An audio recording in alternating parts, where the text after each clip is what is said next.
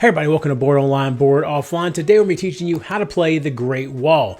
Now, this is going to be just the setup. I don't normally put the setup in its own video, but I wanted to with this one because for you to play the main game versus a two-player game versus a one-player game, the setup is in three entirely different parts of the rulebook. Kind of the solo and the two-player is kind of close to each other, but the way it's broken down, it's like you have the regular way to set up the game, and then when you go to the two-player, it tells you set up exactly the same way, but then it kind of puts in these spots different changes that you have to make to the original setup. So what you're doing is you have to see the initial setup, and then you're flipping to the two-player setup, and then flipping back and flipping to the two-player setup.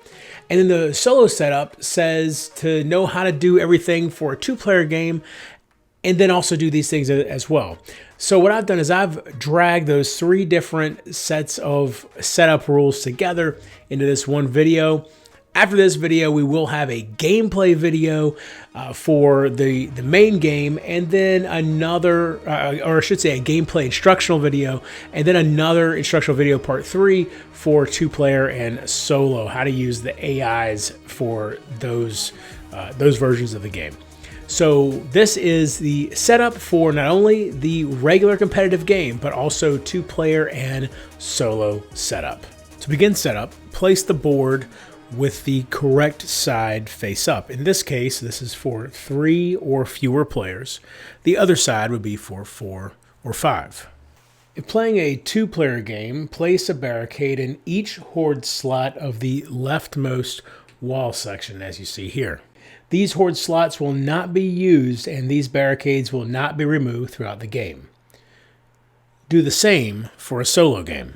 Take 10 shame tokens per player and create a pool of shame tokens near the board.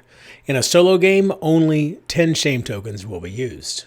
Create a supply of resources kept near the board of wood, gold, stone, and chi, as well as the wound tokens.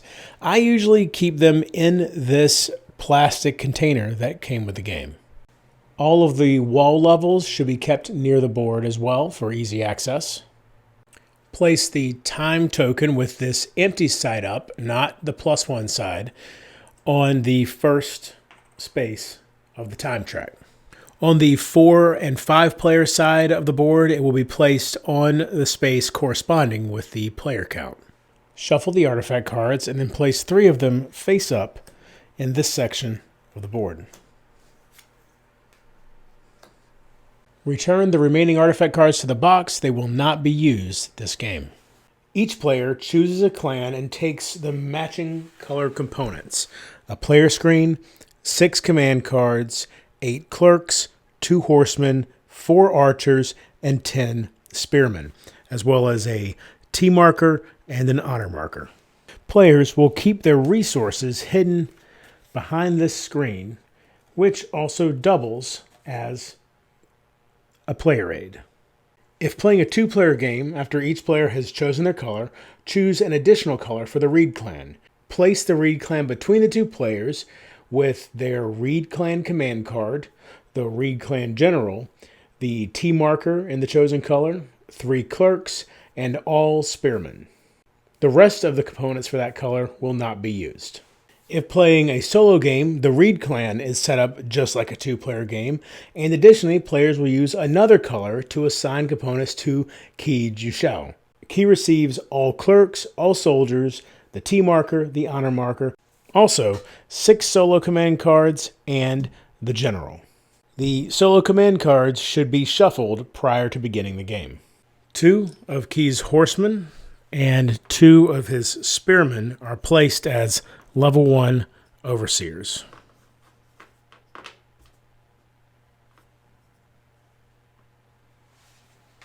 As I continue explaining the setup, I will be removing the solo and two-player components, but will still explain the specific things that happen in each step of the setup for 2 players and solo.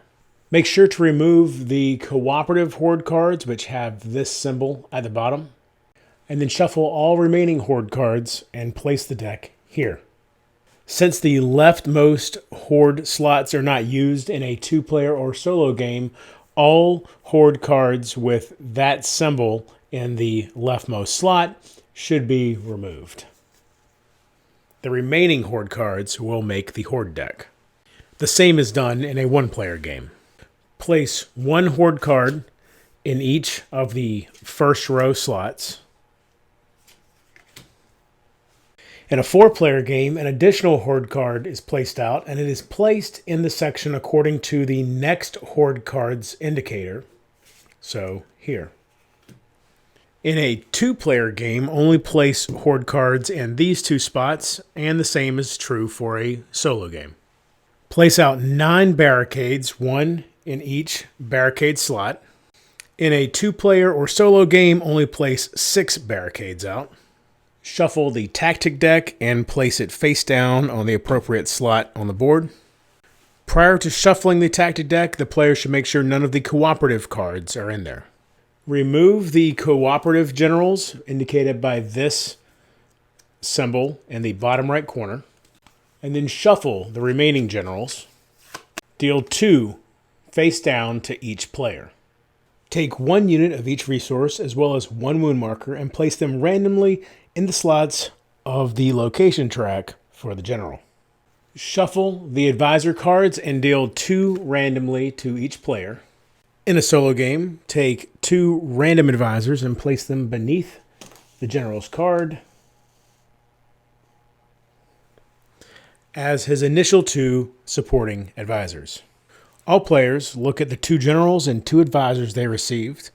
They choose 1 general to keep and discard the other one. They then choose 1 advisor to keep as their active advisor, which is placed face up near the general, and the other one is turned face down as a supporting advisor. Be sure to keep this symbol visible. The remaining advisors form the advisor deck, which should be placed somewhere near this side of the board. 4 cards are then drawn and placed face up in these slots.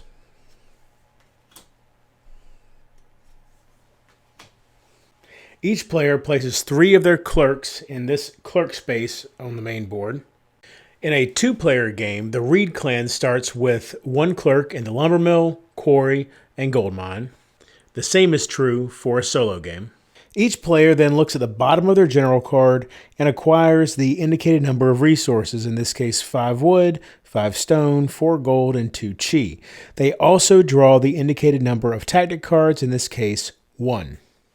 All players place their honor marker on the 0 space of the honor track. In a solo game, the player's marker and key's marker will be placed on the track. Now all players stack their T markers according to the starting T value printed on the general cards. The higher the value, the higher the T marker. So in this case, if yellow were this middle general with 2, they would start on the bottom, then 36 for the blue, and then 40 for the red. In a 2-player game, the Reed clan is always on bottom, and then the other 2 are stacked as normal. In a solo game, the Reed clan is on bottom, key is next, and the player starts on top. And with that, you now have everything you need to set up the game for a competitive 2-player or solo game. So there you go. That's how you set up the game for the competitive game as well as 2-player and solo. Hope you enjoyed this video. Be sure to come back and watch the rest of our instructional series for the Great Wall. And until next time, for Board Online, Board Offline.